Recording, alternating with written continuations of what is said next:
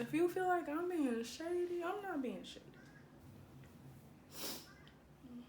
Oh, you forgot it wasn't all you. You forgot who had your back. We're hidden just like that.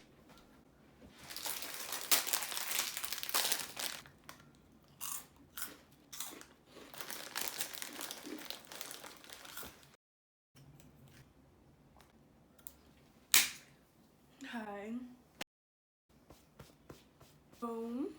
Welcome to my channel. It's Destiny Rose, and today I'm going to be telling you why you are toxic. This is a disclaimer. If you can't take constructive criticism, this video might not be for you. If you can't handle people being real with you, you can't watch this video. I'm not going to beat around the bush, and I'm not going to tell you what you want to hear. I'm going to tell you what you need to hear. I'm going to hop on here and tell y'all how to better yourself. Some of y'all may not want to hear this. This is a huge reason that I feel like a lot of people don't look at, and I feel like that's something that's not really talked about that should be. Before we get into that, I'm going to define the word toxic. Toxic basically means poisonous. If someone was to hand you two things, a McDonald's french fry and rat poison, which one would you take? The french fries. Why? Rat poison is poisonous, literally. So if you wouldn't put poison into your body, why would you put poison into your mind? I'm gonna get there. Being real with everybody, why is being toxic a trend? That should be okay. And we just all accept it. We just throw the word around. Y'all are just saying it, spreading around, but y'all don't know the meaning. Some of you guys have even adapted it as a personality trait. I'm toxic, that's what I do. Why is that okay? Why is that cool? Why is that cool to y'all, being a poisonous person, being a toxic person? And I say you guys because I don't claim toxicity in any sort of way.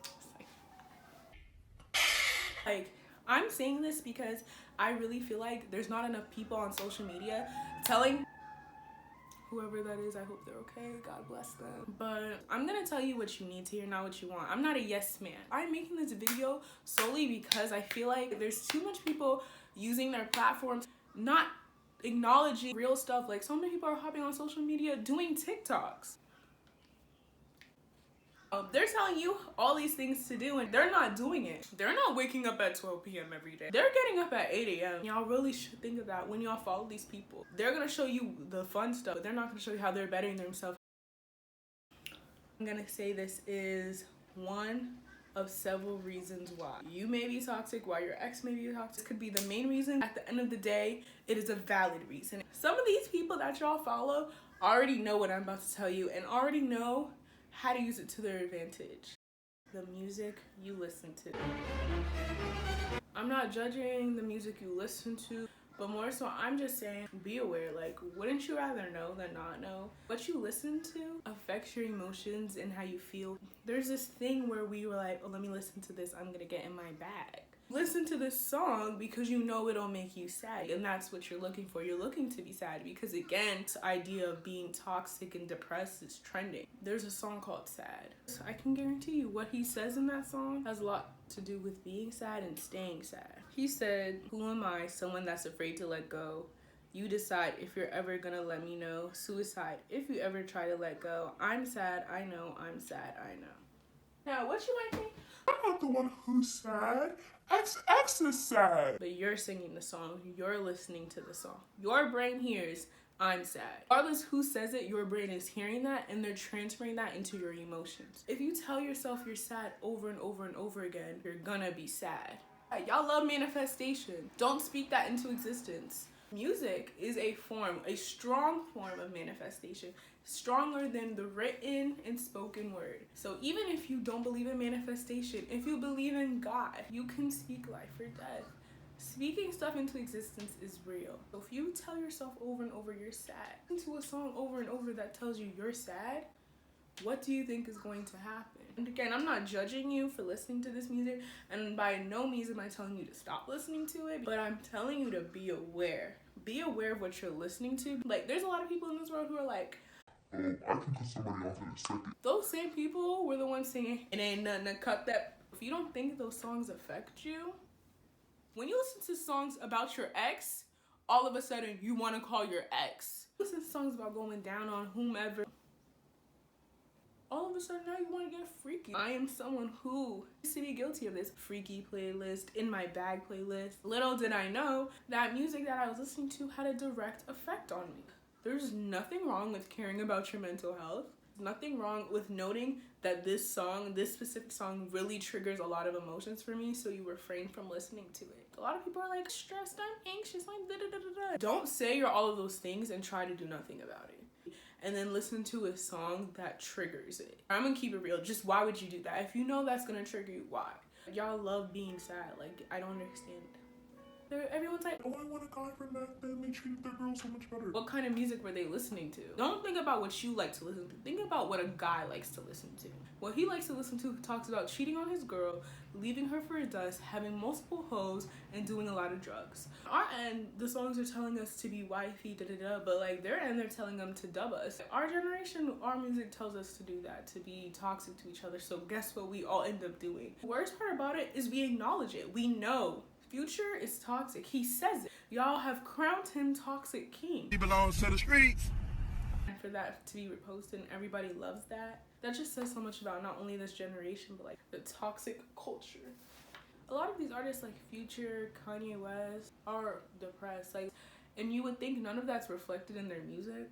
Jhené Aiko and Big Sean just broke up. All the album's about to be fire. What do you mean fire? The album's about to be depressing. Y'all want that. Y'all know reflect in their music and you listen to it and now it reflects on you. Triggered by Jhené Aiko. The reason I picked Triggered is because I used to bump that song faithfully. Someone made an interesting comment about the song saying, I don't even have a man, but this song makes me mad at him. I feel like what the problem is, y'all think it just stops after you're done listening to the song. How come the more sad song you listen to, you're sadder for a longer period of time? I want all my people that I associate myself with to have good mental health. I want everyone around me to be thriving, and this music isn't gonna help you thrive. It's going to dig you deeper into a tunnel. I'm not telling you to stop listening to it. I'm not telling you to delete every single playlist, but again, be aware what the industry is telling you. A lot of stuff is being controlled. Literally, they pay someone to promote a product and we all buy it. Kim Kardashian holds up mechanical pencil.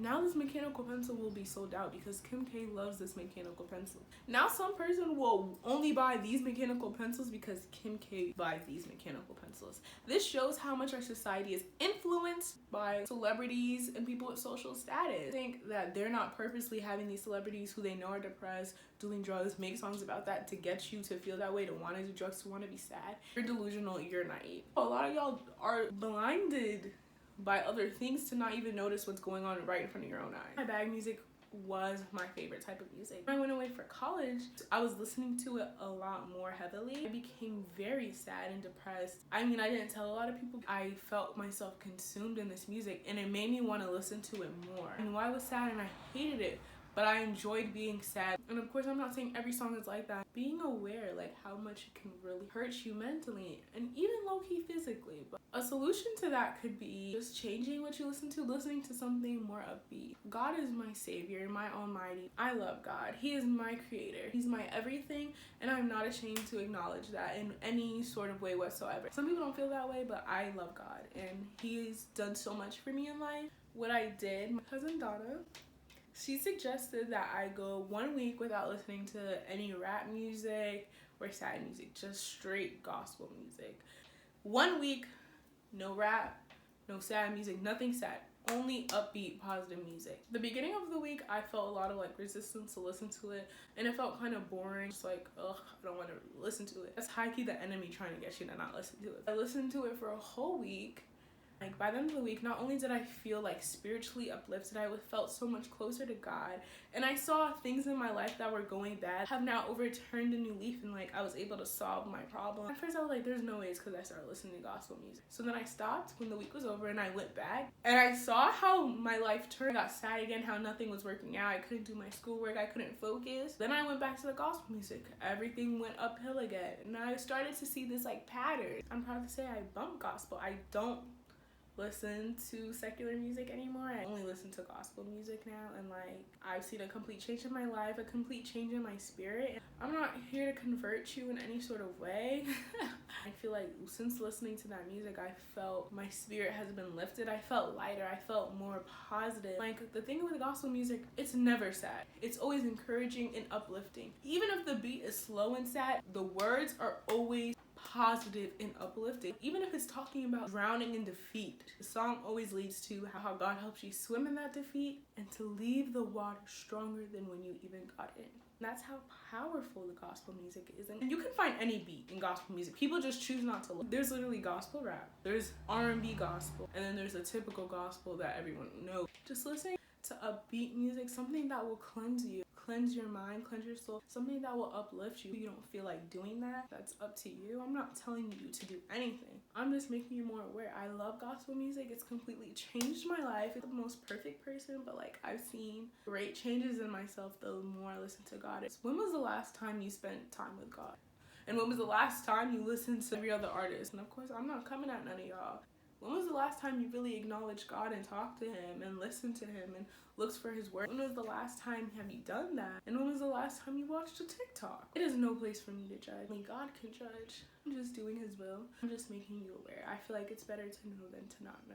I highly suggest when you walk away from this video, you consider doing the weekly cleanse. I suggest starting today, because the sooner you start, the better, because it really could help you, especially if you've been struggling with something or that you wanted to come to God with something, especially during quarantine, all this coronavirus stuff happening. Why not come to God with your problems? Talk to him. You shouldn't be ashamed to talk to God and come to him with your problem. Don't think you have to like stop doing drugs, stop having sex, stop doing this, that, and the third to come to him, to talk to him. You don't. You just have to come as you are. Your life is like a battered, bruised up ball, ripped and torn. It is okay. Come to him as you are. He will listen to anything you have to say. He will give you the answer, and he will heal you and help you and protect your scorned heart. There's a lot of people who don't believe in God and believe in the universe. The universe can only get you so far. God can get you anywhere. He can open doors that you couldn't and close doors that you don't need to walk through.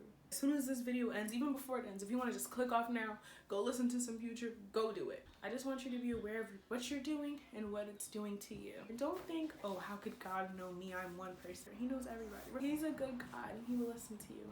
I follow him. I follow his every will and his every way. And since listening to gospel music, I've been closer to him than ever, that I feel like this should be said. I feel like more people should listen to it. That's all I gotta say. Thank you for coming to my channel. Consider what you listen to. Think about what it's doing to your mind. Think about what it's doing to your soul and your body. I care about your mental health, and you should care about yours too. I love you guys. Thank you so much for watching.